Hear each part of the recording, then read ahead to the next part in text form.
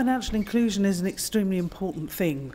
We're very much concerned in the European Union about social inclusion generally, about those, who are in poverty, at risk of poverty, and obviously financial inclusion, access to basic banking services, for example, the ability to be able to pay bills in a method of their choosing is extremely important, particularly for people who have very, very little money. First of all, in the Parliament, we have to make sure that when we're talking about social inclusion, we remember the financial inclusion dimension of it.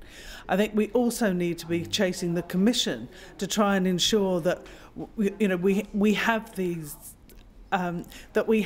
these sort of issues in mind at all times, and to see whether there is a role for appropriate European action. Recommendations are one thing, soft policy, but to see whether at some point there is a need for legislation to push member states to make sure provision is there. In terms of where we go from here, it really is a question of looking at what is the role of the European Union within this, to really try and ensure that all member states are taking action. We've got examples of good practice, we've got examples of very bad practice. So it's a question of how do we level it up so that everybody in the European Union has access to these services. So there's research to be done. We also need to hear from our citizens about what they think could happen as well.